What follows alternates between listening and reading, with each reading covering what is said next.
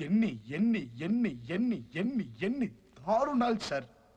ఇప్పుడే 'robin rod' movie చూసొచ్చా భయ్యా. ఛీ! అదే 'రాబిన్ వుడ్' మూవీ చూసొచ్చా భయ్యా. దాన్ని మూవీ అంటారని నాకు అస్సలు తెలీదు భయ్యా. అమ్మో! దారుణం. ఎప్పుడో బీసీ కాలం నాటి స్టోరీ.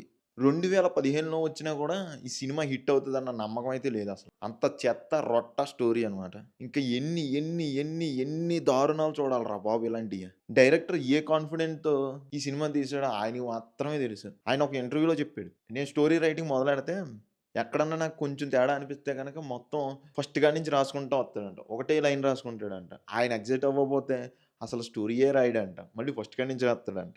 ఏ పాయింట్‌లో ఎగ్జైట్ అయ్యారో ఇప్పటికి నాకు అర్థం కావట్లేదు అసలు. ట్రైలర్ చూసాకే అనుకున్నా మనకు రాడ్ పడతదని. ఈ రేంజ్ అవుట్‌పుట్ అయితే అస్సలు ఎక్స్‌పెక్ట్ చేయలేదు. ప్రొడ్యూసర్స్ దగ్గర అడ్వాన్స్ తీసుకున్నారని చెప్పి గబగబా చేసేయాలన్నట్టుంది. ఆయనకో కమిట్మెంటు, ఈయనకో కమిట్మెంటు ఉన్నట్టుంది ఆ ప్రొడ్యూసర్ దగ్గర. సరే అంట అని చెప్పి చేసేసినట్టుంది. నితిన్ అన్న పవన్ కళ్యాణ్ ఫ్యాన్ అని, శ్రీలీల బా డాన్స్ చేస్తదని, డేవిడ్ వార్నర్ గెస్ట్ రోల్ చేస్తున్నాడని, డైరెక్టర్ ప్రీవియస్‌గా 2 హిట్స్ ఉన్నాయని, అని ఎక్సైట్ అయ్యి సినిమా మాత్రం ఎళ్లారంటే గనక 90 రాడ్ దిగిపోద్దనమాట. మూవీలో కామెడీ కన్నా మూవీ ప్రమోషన్స్‌లో చేసిన కామెడీ బావుంది భయ్యా. 100 రెట్లు బెటరు. ఆ ప్రమోషన్స్ మీద పెట్టిన శ్రద్ధ ఏదో ఈ స్క్రిప్ట్ రైటింగ్ మీద పెట్టుంటే బావుండు. అసలు నాకు అర్థం కావట్లేదు. ఆడియన్స్‌ని ఎంత గ్రాంటెడ్‌గా తీసుకున్నారంటే ఈ సినిమాతో అర్థమవుతది. అసలు మూవీ టైటిల్ 'రాబిన్ హుడ్' అని ఎందుకు పెట్టారు భయ్యా?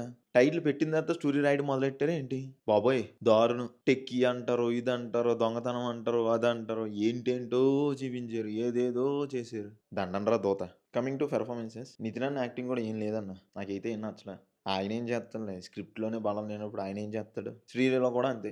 కనీసం ప్రీవియస్ మూవీస్‌లో పాటలో డాన్స్ ఇరక్కొట్టేసాను ఏం లేదు. ఈ సినిమాలో అది కూడా లేదు. కనీసం అలా చూసున్నా కొంచెం కాకపోతే కొంచెం అన్నా బాగుండేమో. అది కూడా లేదు. Coming to songs and music. Songs ఎలాగో వినడానికి బాలేదు. కనీసం స్క్రీన్ మీద చూడడానికి కూడా బాలేదు. బ్యాక్‌గ్రౌండ్ మ్యూజిక్కా దాని గురించి ఎంత తక్కువ మాట్లాడుకుంటే అంత మంచిది. That's it guys. ఈ వీక్ రిలీజ్ అయిన రిమైనింగ్ 3 మూవీస్ రివ్యూస్ కూడా మన ఛానెల్‌లో ఉన్నాయి. ఎళ్లి ఒకసారి చూసేయండి. అలాగే ఆ చేత్తో సబ్స్క్రైబ్ కూడా చేయండి. వీడియోస్ చూస్తున్నారు గానీ సబ్స్క్రైబ్ చేయడం లేదు. Please do subscribe to our channel. Thank you. జై హింద్.